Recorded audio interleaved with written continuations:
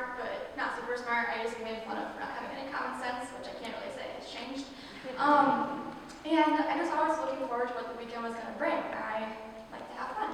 And, I consider that typical for a teenager, but I was only destined to be normal for so long. So, I can vividly remember stepping off the volleyball court after end of my sophomore season games, and I was like, why does my foot hurt so bad? I remember taking off my shoe in the locker room, and I was like, that's weird, maybe I just bumped it while I was, I don't know, playing volleyball. And so I took some Tylenol, I went home, and I was like, it'll get better. And weeks kept passing, and it wasn't getting better. If anything, it was getting more irritating. I was affecting my play. I was like, did I sprain my ankle? Did I stub my toe? I don't know. So my mom was like, let's go see an orthopedic doctor and see if we can figure out what's going on. So we went to an orthopedic doctor. I got an x-ray. And she goes, okay, this is a benign bone tumor called an enchondroma. It'll never turn cancerous. You don't have to worry about it at all. We can take care of this now, or we can take care of it in a year from now, and it really will make a difference. So at that point, it was December 2012, and we had scheduled a reconstructive surgery for my pinky toe, where the enchondroma was, for December 2013, a whole year later. And we left feeling reassured, everything was going to be okay. She said that there's nothing to worry about. So I went back to playing volleyball. I started traveling volleyball, which I did every year, where basically you're on your feet all weekend playing about 7 games. So I was on my feet about 12 hours a day. And as you can imagine, that didn't make my foot feel very good. So it had gotten to the point where my foot no longer fit in my shoes. My pinky toe had grown to the size of my big toe. It was purple, black, blue, any color you could think of. It kept me up all throughout the night, just throbbing. Nothing would touch it. Ice, Tylenol, didn't matter where I took, nothing touched it. So we decided, let's go get another opinion. Something's clearly not right. If it wasn't supposed to grow, it wasn't supposed to hurt anymore. So we went to a sports medicine doctor, and he walked into the room. He took a single look at my foot, and he goes, you're going to the Cleveland Clinic. So this world-renowned orthopedic surgeon that had a wait list of over 6 months, he got us into him in a matter of 3 days for urgency. And I remember getting a new x-ray and seeing that look on my surgeon's face. And he was like, I don't know what's going on here, but I think the best option is to amputate, just to be safe. As a 16-year-old, well, 15 at the time, I was like, oh my gosh, that'll make me look so weird. That's so, like, I don't want that. But anyways, I showed up 3 days later, went into surgery with 10 toes, and I came out with 9. And I went back to normal life. I got back to playing volleyball. Amputations only require about 2 weeks or so to actually heal from, especially a pinky toe, which actually hurts pretty bad, even though it's just a lip. Yeah, I had gotten everything. I was feeling good, didn't have any pain anymore. And then my 16th birthday was 2 weeks out from my surgery, and we got a call from my orthopedic surgeon. And he said, I have some bad news. We got your results back, and you have osteosarcoma, a really aggressive form of colon cancer. So, at that point, I was towards the end of my sophomore year of high school, so I went ahead and I finished out. And then on the first day of summer, I really told myself I wasn't going to cry. I took this so many times, I don't know why I am. Okay, so I was in the hospital. On the first day of summer, I got in surgery for a Mediport implant, which helps distribute chemo. And I also got my first chemo on that day. So, I think going into chemotherapy, my parents and I, we had a really good idea. We thought of what to expect. Not going to feel well, going to be kind of sick. My mom was a nurse, so we had seen people go through chemo, still be able to live somewhat normal life, I guess. But reality hit us like a truck. Pediatric cancers require you to receive about double to triple the dosage of what an adult cancer receives. So after about 8 months of therapy, I think I experienced like every side effect of the book. My treatments the regimen lasted for 29 weeks, and I had every inpatient stay every week was 4 to 5 days long. So at that time, I lived an hour away from Cleveland. We were making that commute every week, and I was only home about 1 day a week. So I was kind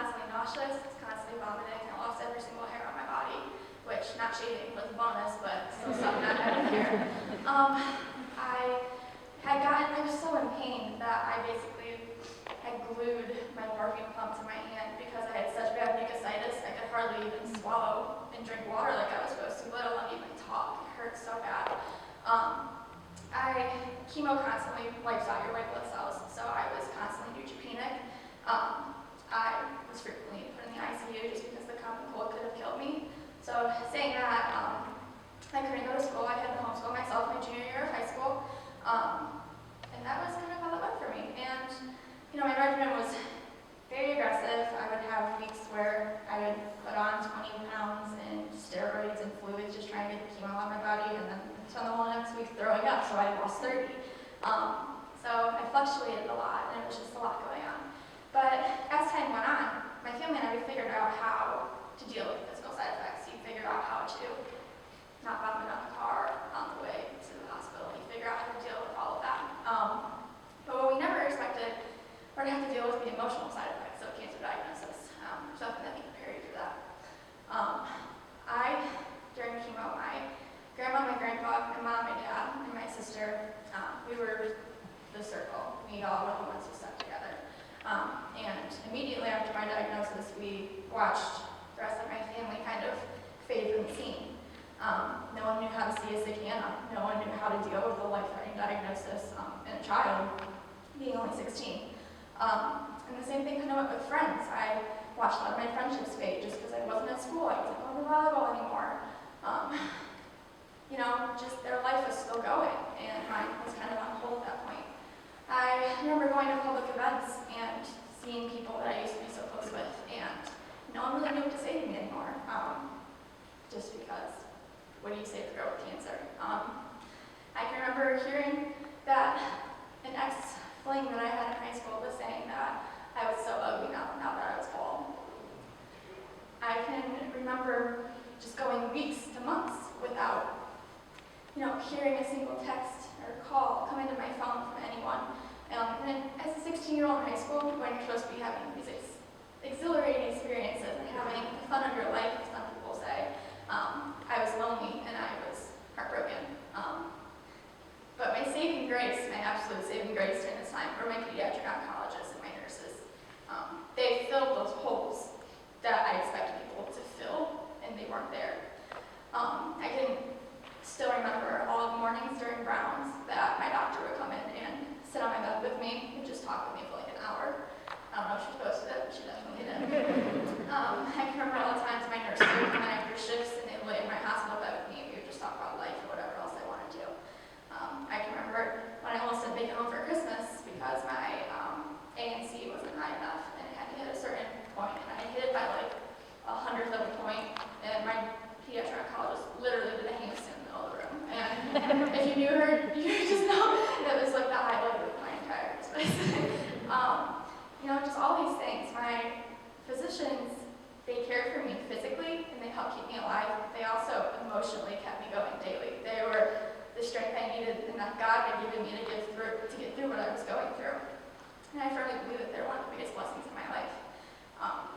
As I was going through all of this, I realized this huge impact that my oncologists were making on me. And I was like, could I go to medical school? Could I be a doctor? But I really didn't know. I didn't know I was smart enough. Like I said, I got made fun of for lacking a lot of common sense in high school. And I kind of let it go by the wayside for a little while until there was this defining moment that I will never forget.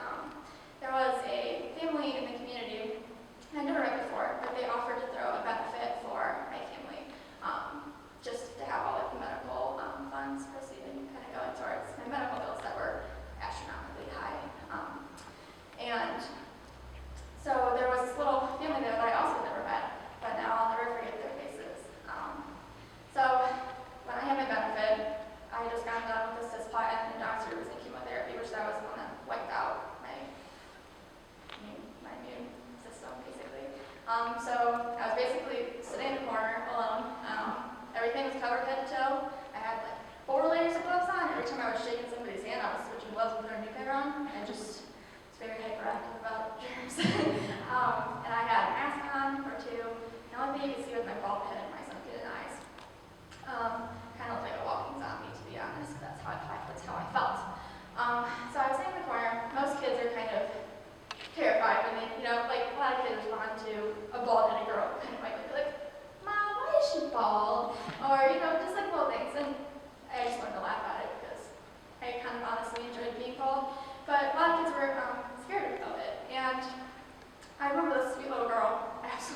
was not scared of me.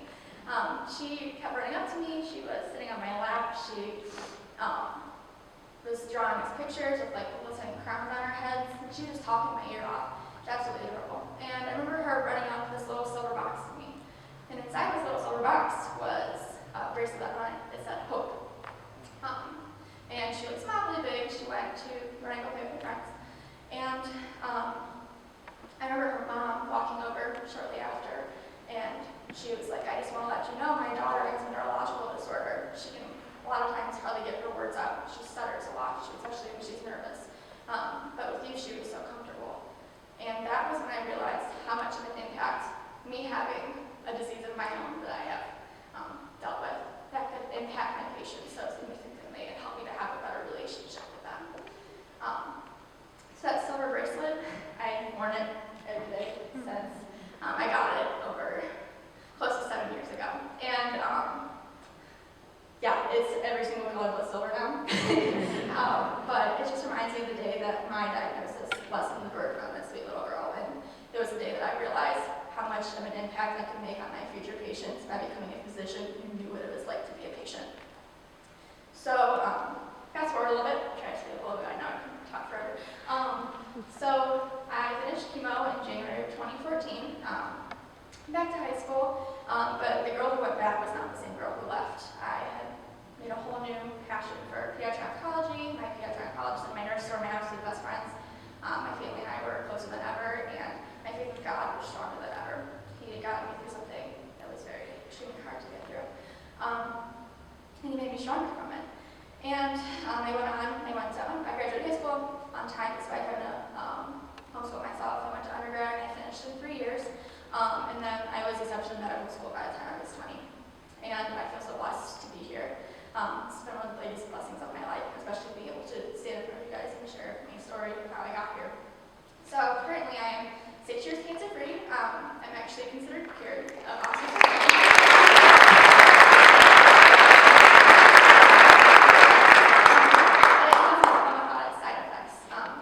Yes, I never have to really worry about osteosarcoma ever again, but I have to watch out for heart failure, kidney failure, hearing loss, and infertility going forward. That's something that I have to monitor yearly, which is definitely better than cancer. I'll take that. And I also noticed when I went back to school and came back into social life, I developed a severe social anxiety. And I also, a couple years ago, was actually diagnosed with an anxiety disorder. Just repercussions of going through something like cancer. But despite all of this, and how some of it might seem like it was negative, it's the best thing that ever happened in my life. I view cancer as nothing but a blessing in every aspect of it, from the negatives to the positives. And it's truly made me who I am today. That's why I'm in medicine. So my pediatric oncologist and I are actually still very, very close. I actually spent my entire summer as an intern underneath my oncologist, and to go from being her patient to being her student was a transition that's indescribable. And my family and I have been able to take on a role of helping make chemo care packages for a lot of kids in Cleveland.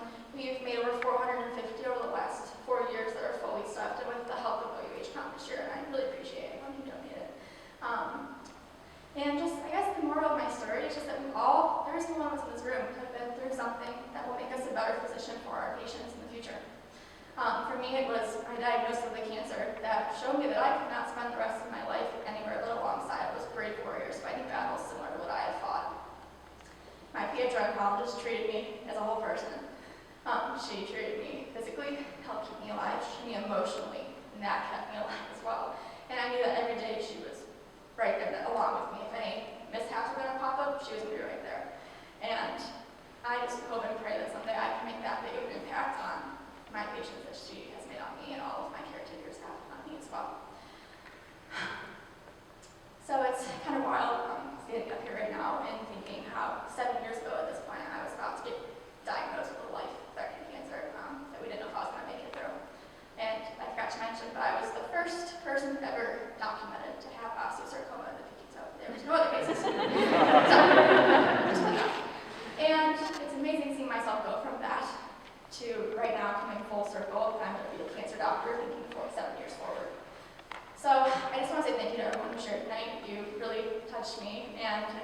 single person in this room has been touched by your story. I can't wait to see how each and every one of us change our patients' lives with our stories.